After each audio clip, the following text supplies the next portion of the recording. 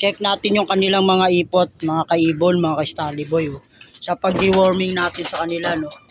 Ayan yung kanilang ipot, oh. At may mga bulate, ano.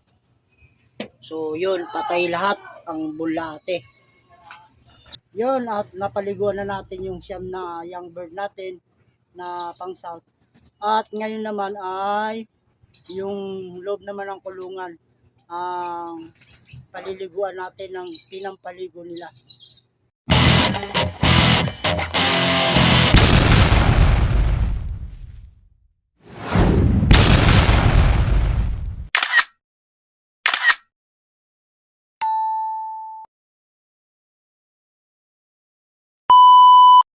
At dito din sa kabila mga kaibon, sa mga babae, tingnan natin.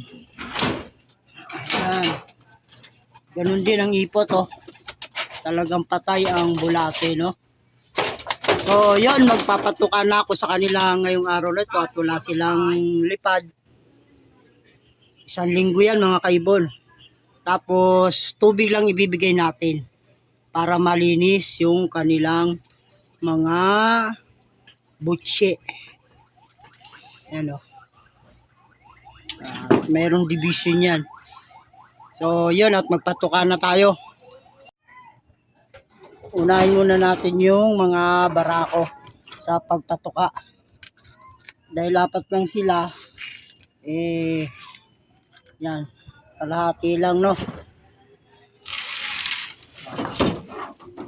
Unahin muna natin sila at mamaya na yung mga babae. Ayun yung mga babae, oh. Kukumas din dito mukha. Kasi nga, siyempre, medyo gutom sila kahapon. At ngayon, patukay natin. Linisan ko lang yung kanilang tubigan. Lagyan na natin yung tubigan. Yan. Yan mga kaibon. Dagdagan pa natin ng konti.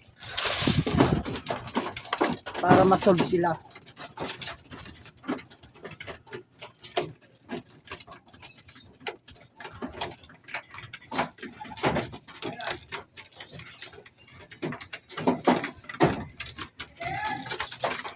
Ito mga barako to mga kaibon, mga ka-stally boy, no. Itong apat na to. Mas lamang yung babae ko na ibon. Siyempre habang pinapatukan natin yung ating mga barako na napurga, patukain din natin tong mga breeder ko dito.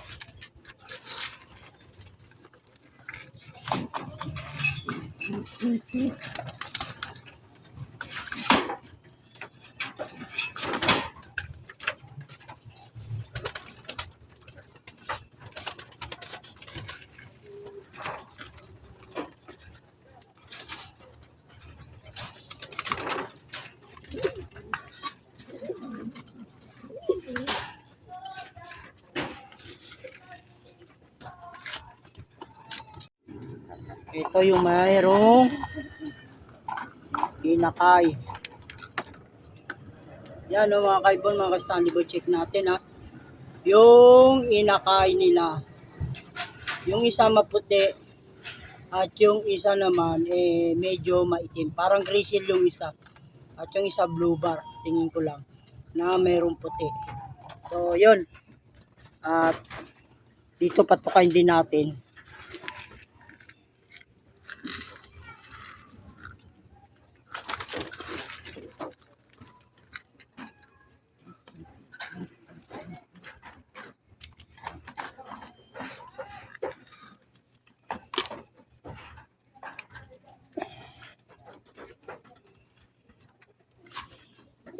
So yun mga kaibon, mga ka-stally boy, at siyempre hindi natin gaano bubusugin to kasi nga empty yung kanilang butse, sakto na yan. At doon naman sa kabila iniputan ko. Bali lalagay ko na dito yung patuka, no. gawa ng 6 sila doon mga kaibon, kailangan isang puno. Isang puno. Lagyan na natin.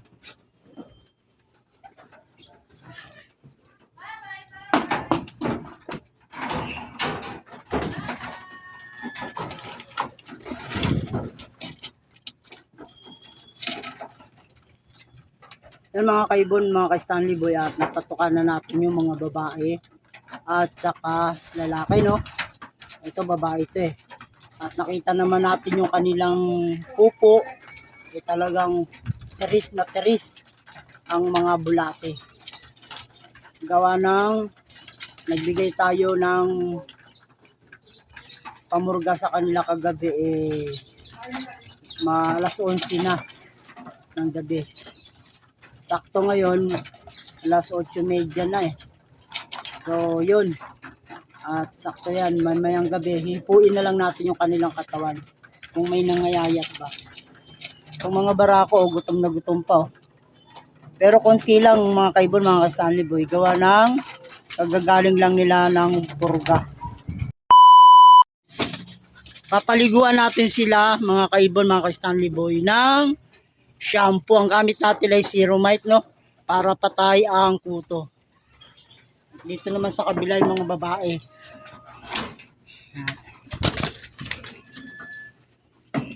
Bali mga kaibon, mga ka-Stanley Boy, yung division tatanggalin muna natin at maglilinis tayo ng kulungan din. Yung ipinampaligo natin sa kanila, yun din ang ipalilinis natin sa loob ng kulungan para pang antibacterial natin sa loob ng kulungan nila. Kasi yung Zeromite, pantanggal din ng mga kuto. Baka may kuto-kuto dito sa loob ng loop natin para matanggal din sila. So tara, tukain muna natin sila.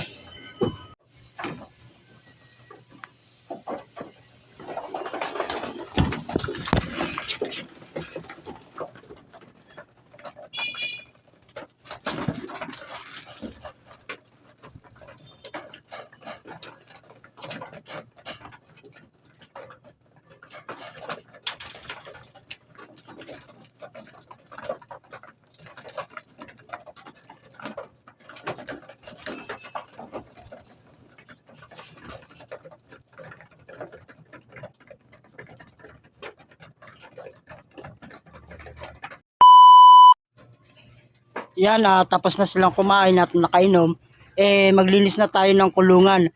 At para pagkatapos nilang paliguan, yung kulungan naman ang lilinisin natin. Yan mga kaibon, mga ka-Stanley Boy, at natanggal na natin yung ipot o dumi nila, no? Na pinanggalingan pa sa pupurga. Kaya yung tira na lang mga bakas-bakas. Bali ngayon, pagkatapos natin linisan, siyempre magpaligo na tayo ng mga kalapate. At pagkatapos ng paligo, saka natin itong loop na to paliliguan din natin ng pinagpaliguan nila na Zeromite ang gamit natin. So tara.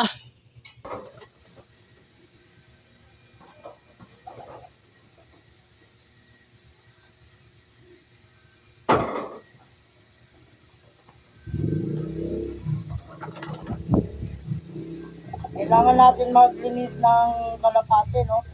After natin mapurga siya, ipo-force bath natin. Siyempre, kailangan yung pag-force bath natin may pantanggal ng kuto.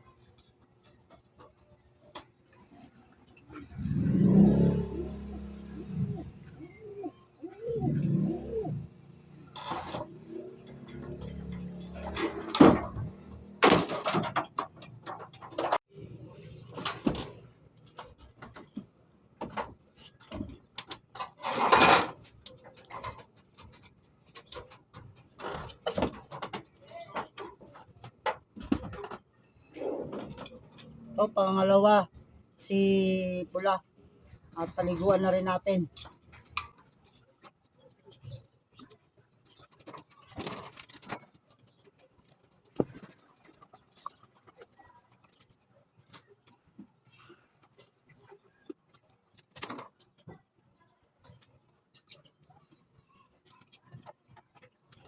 Ayan, nakapos na isang maligo. At ito naman, pangatlo. Ayan mga kaibon, oh.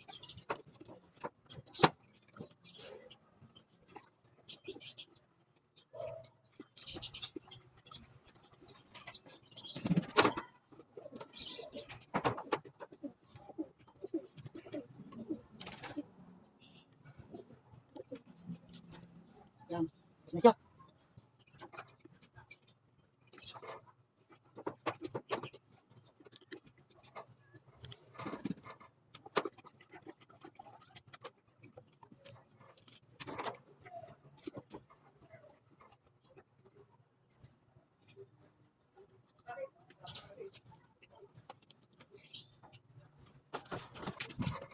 Pang 5 ibon.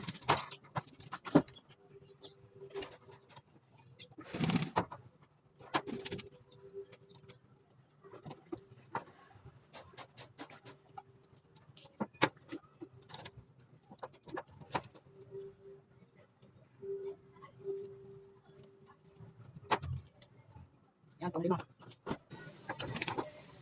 Pang 6 na ibon.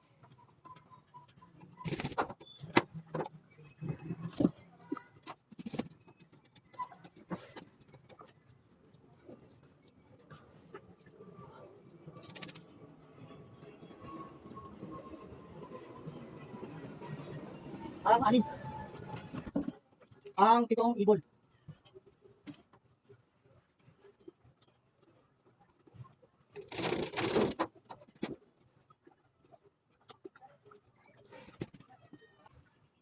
So, yan mga kaibon, pang 7. Pang 8 ibon. Pang 9 na ibon.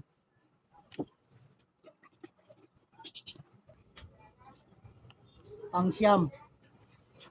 Yun, at napaliguan na natin yung 9 na young bird natin na pang south. At ngayon naman ay yung loob naman ng kulungan ang paliliguan natin ng pinampaligo nila. So mga kaibon, mga ka-Stanley Boy, at sasabuyan muna natin, no. Yan. Para yung ipot lumambot.